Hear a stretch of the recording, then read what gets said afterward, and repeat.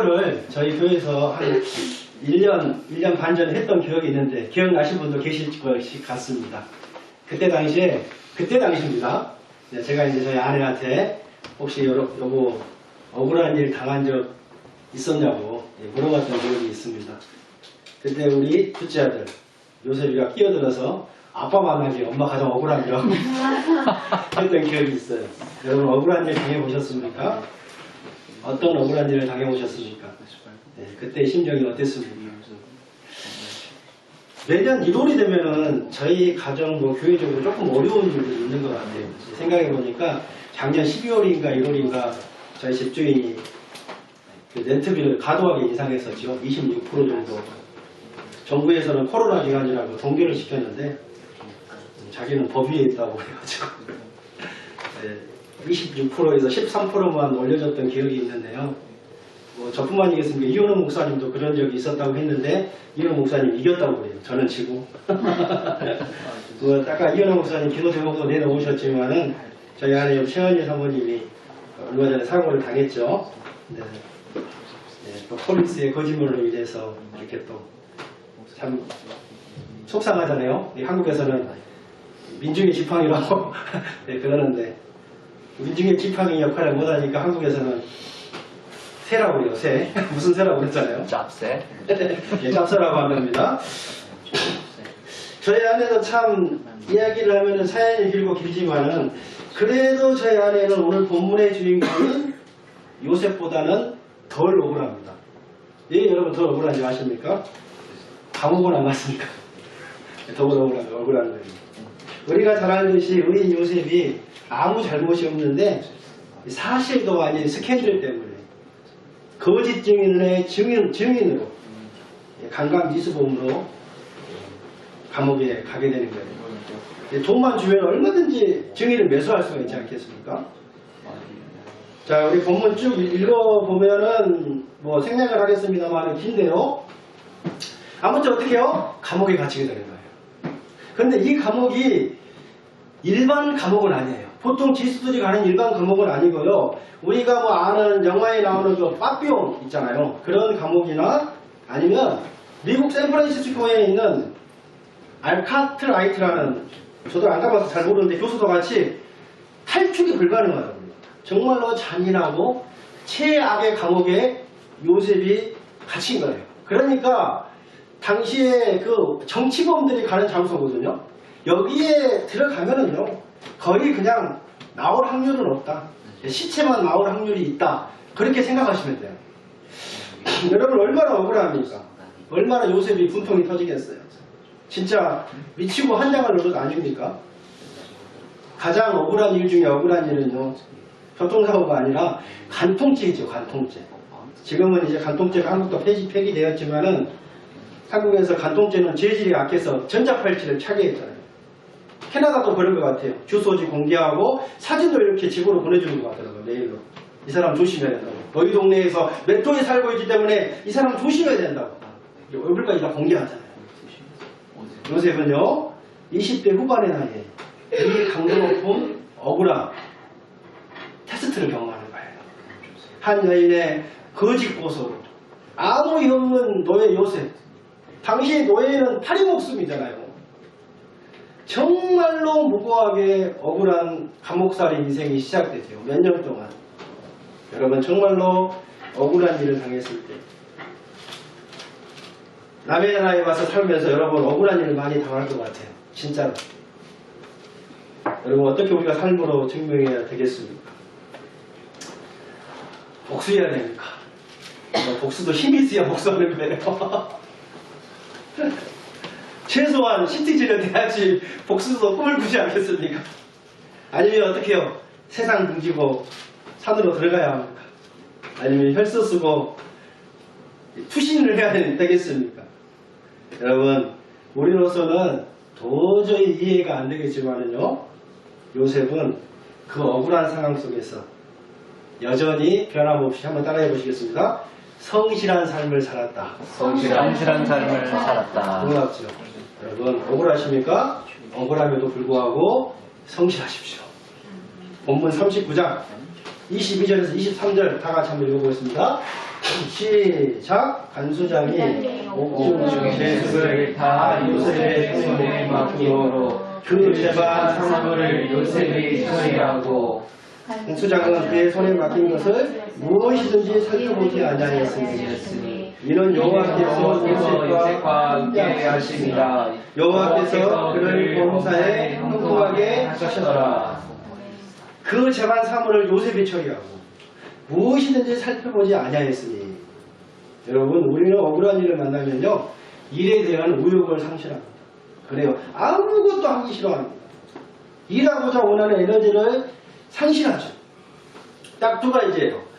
억울한 일을 당한 저같이 외향적인 사람들은요 겉으로 폭발합니다.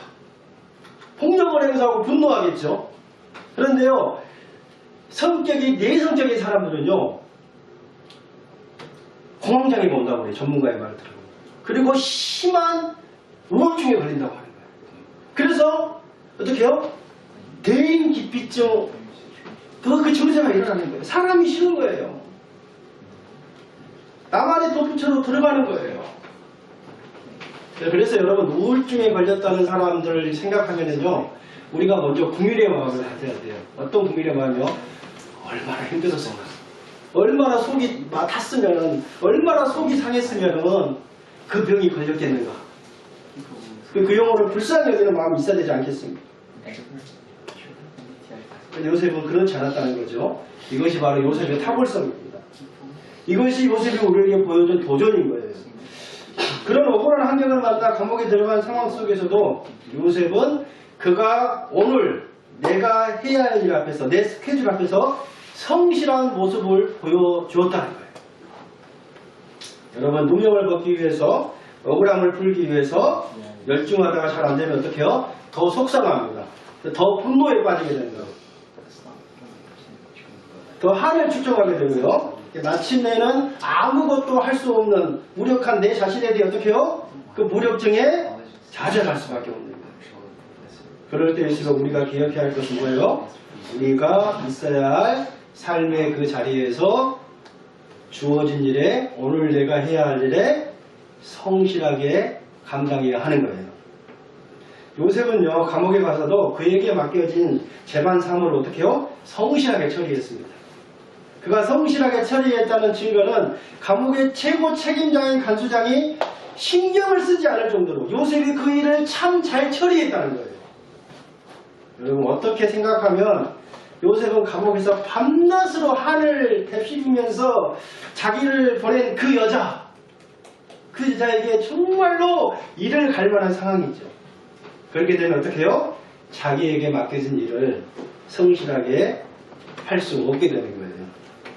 혹시 여러분, 앞으로 여러분들이 요셉과 같이 억울한 그 상황에 처한다고 할지라도 그 억울한 상황을, 그 삶의 자리를 떠나지 마시고요. 그 자리를 포기하지 마시고 하나님이 주신 그 삶의 자리, 그 미션의 자리에서 성실하시기를 축원드립니다.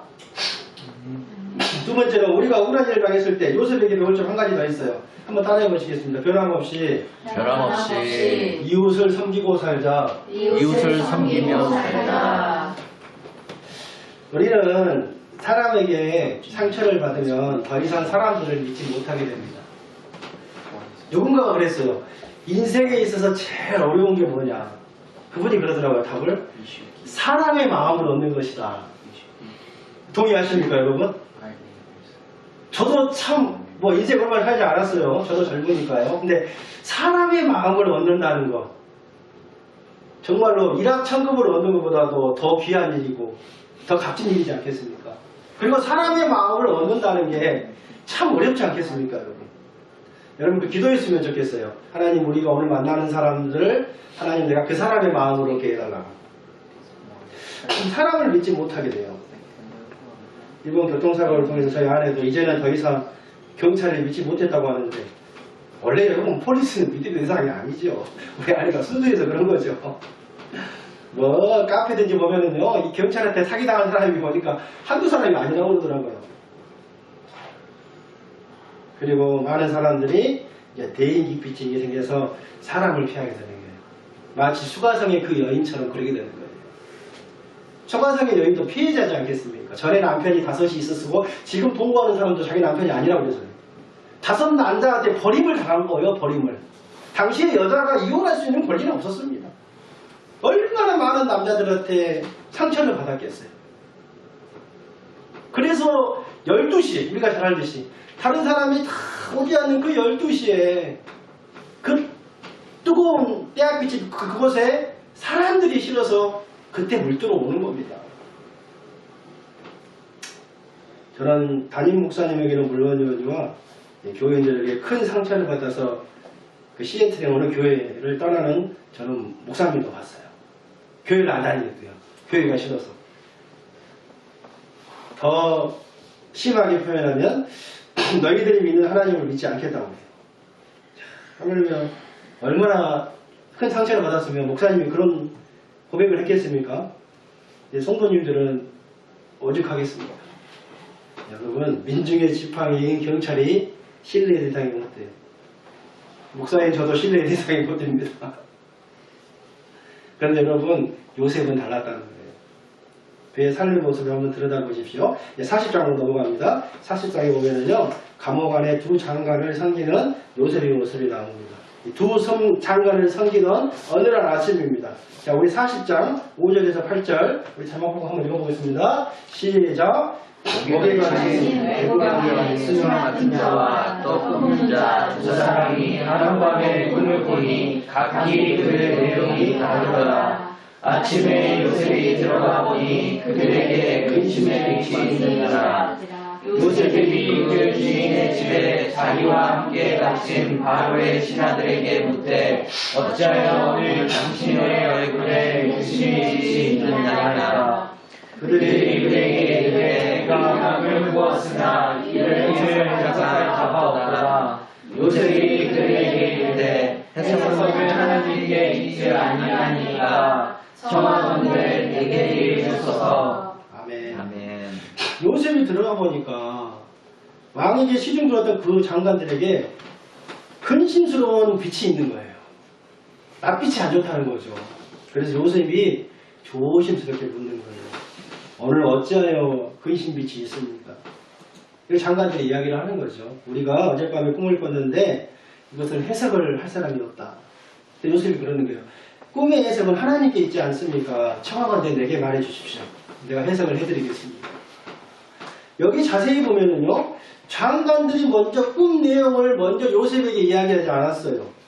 신분이 다르니까요. 여러분, 지혜술도 레벨이 있지 않겠습니까? 요셉은 히브리 노예고요. 한때는 이들은 그래도 바로 왕이 가장 신임하고 함께 국사를 논했던, 지금 말로 하면 대통령의 비서실장이나 장관과도 같은 직책입니다. 여러분, 이 술과 음식은 이 독살의 문제가 있기 때문에 아무나 세우질 않아요. 가장 믿을 만한 사람을 장관으로 세우는 거예요.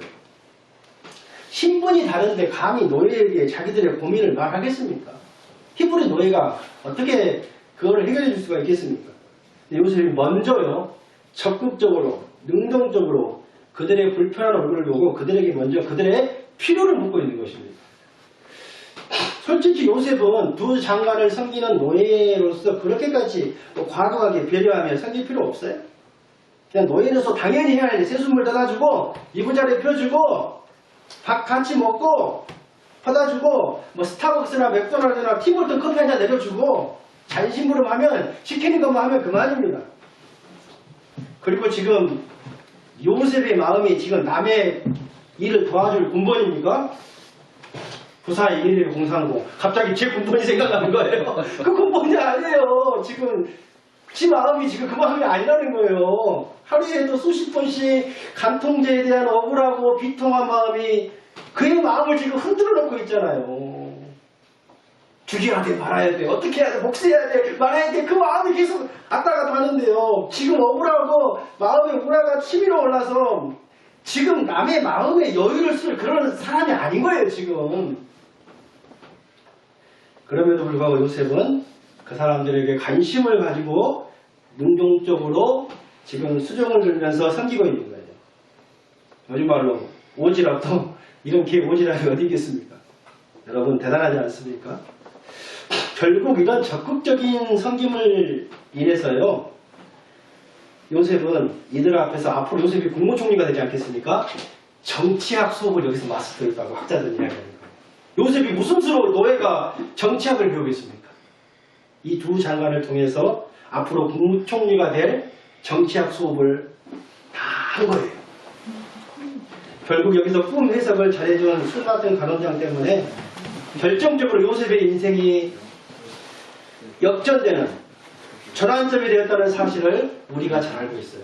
우리가 잘 아는 고사성어, 세용지만함, 전화위복이 비슷한 말입니다. 여러분 어떻습니까? 우리는 억울한 일을 당하면 그 억울함에 집중하게 됩니다. 자신의 고통에 집중하게 되는 거예요. 그러나 억울한 일을 당할수록 자기 자신에 대한 초점에서 우리가 벗어나야 돼요. 그럴 때일수록 삶의 자리에서 우리가 성실할 뿐만 아니라 적극적으로 이웃을 잘 섬길 줄 알아야 되는 거예요.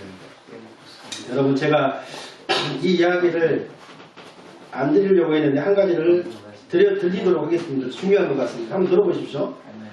미국의 유명한 정신분석가이자 정신과 의사인 칼 매닝거 박사라는 분이 있다고 그래요. 이 정신분석적으로 유명한데 이분이 예수 믿지는 않은 것 같아요. 근데 굉장히 유명하다고 그래요.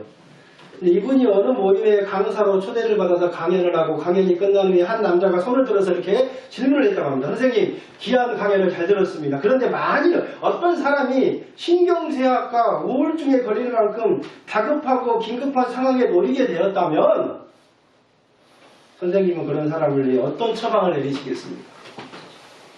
신경쇠약과 심한 우울증 환자에게 어떤 처방이 좋을까요? 그의 질문을 들은 그곳의 참석자들을 매닝거 박사가 자신만의 특별한 상담 처방을 하거나 정신과 의사를 찾아가서 진솔한 상담 과정을 가지라고 권했을 것 같아요. 요즘에 약물치료도 있고 뭐 그렇잖아요. 그런데 매닝거 박사의 대답은 예였다고 합니다. 매닝거 박사는 질문하는 그에게 이렇게 질문을 답했다고 해요.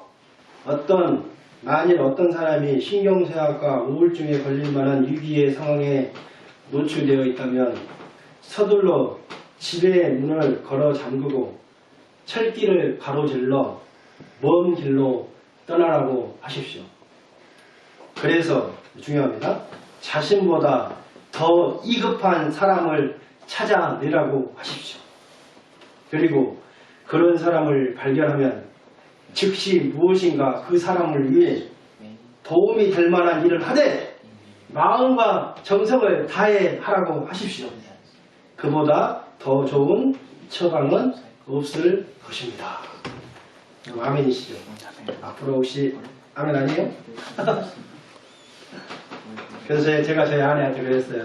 이번 억울한 일을 통해서 그래, 당신이 해야 할 일 중에 여러 가지 이웃을 섬기며 살아야 되는데 그래, 우리 설날이고 하니까 새우튀김하고 당신이 오징어 튀김을 하겠지만 거기다가 당신이 LA 갈비도 양념해라. 그래서 우리 LA 갈비를 먹을 수 있게 됐습니다, 여러분. 더 섬겨라 이웃을. 아니 예배 시간에 설교 시간 집중 안 하시다가 갈비 이야기 하시죠. 오늘 얘기 참 좋아요. 아무튼 이렇게 우리 가운데요 억울하고 고통 가운데 있는 상황에 있다면은 진짜 여러분 너무 힘들어서 신경쇠약에 걸리고 큰 헤일이 성도님 자꾸 이렇게 바쁘게 돌면 확실히 좋긴 좋죠. 네, 그게 효과가 있는 것 같아요. 그러니까 몸을 좀 피곤하게 하고요. 특히 저 같은 좀 외향적인 사람들은요, 저는 솔직히 죄송하지만 우울증 우자도 모릅니다. 진짜로. 저 같은 사람은 다른 사람한테 요거 너무 딱 좋죠. 왜냐면 제가 경험하지 않았다고 그게 아닌 건 아니잖아요. 그렇지만 성격이 내향적인 사람들은요 굉장히 이렇게 자꾸 자기만의 동굴로 들어가기가 쉽거든요. 그 별의별 생각을 다 하잖아요. 공황장애도 걸리고 그러거든요. 그래서 이런 분들한테 이게 굉장히 이렇게 바빠야 돼요. 아무튼 바빠야 되고 특히 이제 자기만을 위해 바쁜 것보다는요 이 어려운 사람들을 위해서 더 도와주면은 정말로 이게 어떤 하나님의 방법인 것 같고 또 세상의 그 자연 치유 같아요. 그래서 혹시 한번 해보십시오. 나보다 더 어려운 사람들을 위해서. 그래서 우리 청년들이 선교지에 가면은 굉장히 많은 어떤 은혜와 어떤 도전 받고 오는 것 같아요. 솔직히 자기 돈 주고 어려운 선교지 가잖아요. 저도 뭐 탄자니아에 3번이나 다녀와 봤지만은요. 정말로 도전도 많이 받고 은혜도 많이 받고 고생도 많이 하면서 많은 값진 것을 얻는 것 같아요. 아까 뭐 저번에 저희 아내하고도 며칠 전에 이야기를 해봤지만은 이웃을 섬기는 대명사 했을 때 우리가 인도의 성자라고 하는 성 테레사 수녀님 이렇게 많이 인도 맞습니까? 인도? 네. 인도 맞나요? 인도 맞아요? 인도예요? 인도리 카레. 근데 그래요. 저희 아내가 그 테레사 수녀가 얼마나 그 일을 하면서 힘들었는지 아냐고. 맞아요. 저도 예전에 테레사 수녀의 인터뷰를 봤던 기억이 있거든요. 정말 인도하면서 너무 고생했다고 그래요. 너무 힘들었다고 그래요. 때려치고 싶을 때가 많이 있었다고 그러더라고요. 그러나 사명이기 때문에 했었고 그 안에서 하나님이 주신 기쁨이 있었기 때문에 했다고 그러는 거예요. 여러분 우리가 사명자의 길을 걸었을 때 십자가의 길을 걸었을 때 주님이 십자가 지면서 아 기쁘다 미쳤습니까? 그거 아니에요. 그 지구상의 가장 큰 고통 중에 고통이에요. 아픔이잖아요. 힘듦이에요. 인간의 욕구로는 지고 싶지가 않지요. 누가 그걸 지고 싶겠습니까? 그러나 사명자이기 때문에 하나님이 나에게 주신 미션이기 때문에 그 길을 걷는 길이 아니겠습니까? 거기에서 행복이 있다고 그랬어요. 테레사 수녀가. 힘들지만 너무 때려치고 싶지만 그러나 거기에 기쁨이 있고 행복이 있다고 그랬어요. 아멘이시죠 여러분. 그래서 이웃을 섬겨보세요. 그 섬김의 대명사라는 제2의 테레사가 여기에서 나왔으면 좋겠습니다.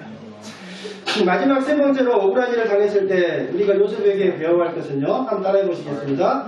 변함없이 하나님을 가까이 하는 삶을 살았다. 하나님을 가까이 하는 삶을 살았다. 39장 21절 한번 읽어보겠습니다. 시작.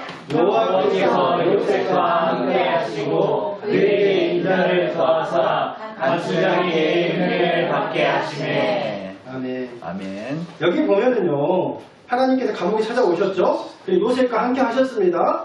그리고 그를 향한 사랑의 증거를 보여주셨어요. 감옥에 안 가는 게 아니라 감옥에서도 도와주셨다는 거예요. 인자를 더하셨어요. 그리고 상관이었던 감옥의 책임자 하여금 은혜를 받을 수 있도록 요셉이 특별한 호의를 받을 수 있도록 배려해 주신 거예요. 여러분 꼭 기억하셔야 돼요. 억울한 일 당한 건 사실이에요. 상처받은 건 사실이에요. 감옥에 들어간 것도 사실이에요. 그러나 그 가운데서 주님이 찾아오셨고 그와 함께 하셨고 그 속에서도 하나님이 그를 통해 하시고자 하는 일을 해가고 있는 모습을 우리 본문을 통해서 볼 수 있어요. 물론 본문 말씀에 보면은 하나님께서 요셉과 함께 하셨지 요셉이 하나님과 함께 했다는 말은 없어요. 그렇죠. 맞아요. 그런데요. 우리가 야고보서 말씀을 읽으면 요셉이 하나님과 가까이 하는 삶을 살았다는 걸 알 수가 있습니다. 야고보서 4장 8절인데 우리 다 같이 한번 읽어볼까요? 시작. 하나님을 가까이 하라. 그리하면 너희를 가까이 하시리라. 아멘이시죠? 하나님께 가까이함이 내게 복이라. 아멘이시죠? 하나님께 가까이함이 내게 복이라. 새해 복 많이 받으세요. 이틀 전 박호지 집사님이 우리 교회에 올린 그건데요. 네. 하나님께 가까이함이 내게 복인 거예요. 물론 우리가 하나님 앞에 범죄했음에도 불구하고 여전히 성실하지 못했음에도 불구하고 하나님은 우리에게 가까이 오셔서 우리를 붙들어 주시고 우리를 보호해 주시고 우리를 계속해서 도와주시고 역사해 주세요. 그러나 주님이 나와 함께 하기 위해서는 내가 먼저 하나님을 가까이 해야 합니다. 아멘. 이것이 예수님의 황금률과 같은 대강령입니다. 황금률과 같은 대강령. 황금률이 뭡니까? 여러분, 이게 황금률은요. 마태복음 7장 12절이잖아요. 대접을 받고 싶으면 먼저 대접하라. 이게 황금률이에요. 이것이 율법이요 선지자니라. 율법과 선지자는 뭡니까 여러분? 구약 성경입니다. 그러니까 신약 성경이 쓰여지기 전에는 구약 성경밖에 없지 않았겠습니까? 남에게 대접을 받고자 원하느냐? 네가 먼저 대접해라. 이것은 바로 구약 성경이다. 이 말입니다. 가는 말이 뭐하냐 오는 말이 뭐 당연하죠. 비판을 받지 아니하려고는 비판하지 말라. 당연하죠. 존경을 받고 싶거든 먼저 존경하라. 그렇죠. 사랑받고 싶거든 먼저 사랑하라. 응답받고 싶으면 기도하라. 먼저 하나님을 가까이 하라. 그래야면 하나님이 너희를 가까이 하시리라. 동의하시죠? 아멘. 중요한 것은 여러분, 우리가 억울한 일을 당했다는 것이 아니라요, 이런 상황 가운데서도 여전히 하나님을 가까이 할 수 있느냐, 이거예요. 인간은 참 웃긴 존재입니다. 지가 잘못했고도 억울한 일 당하면요, 하늘을 향해 원망해요. 자, 그렇죠. 하나님 나에게 왜 이러신지 모르겠어요. 언제 하나님이 그랬는데요. 내가 믿는 신을 원망할 때가 많이 있는 것 같아요. 그러나 변함없이 이런 상황 가운데서도 여전히 하나님을 가까이 할 수 있는가? 어렵고 힘든 일을 경험하고 있지만 그 상황 속에서도 우리는 여전히 하나님을 가까이 할 수 있는가? 그렇다면 오늘 야고보서의 약속처럼 우리와 함께 하시는 하나님, 또 우리에게 다가오시는 하나님, 그리고 억울함 속에서 역사하시는 하나님의 손길을 경험할 줄로 믿습니다. 아멘. 여러분 기억하세요. 인생을 살면서 억울한 일을 만나거나 힘든 일을 만난다는 거 절대 피할 수 없어요. 그러나 자포자기하지 않고 주님 앞에 가까이 나올 수 있는가. 그러니까 하나님을 가까이 함이 내게 복이라는 거예요. 아멘이시죠? 하나님, 그러니까 하나님을 가까이 함이 복이라는 거예요. 그분이 나와 함께 하신다면, 그분이 나를 찾고 계신다면, 그리고 나를 도와주신다면, 내가 변함없이 그분을 신뢰한다면 마침내 이 억울함의 환경을 넘어서 하나님께서 플러스 알파로 가장 선한 곳으로 채워주실 줄로 믿습니다. 이제 말씀을 마무리할까 합니다. 혹시 여러분 지금 누구에게 말 못할 억울한 상황을 가지고 계십니까? 물론 분노가 치밀어 오르고 우라통이 터지더라도 여러분 삶의 자리를 떠나지 마세요. 이혼하지 마시고 학생들 가출하지 마시기 바랍니다.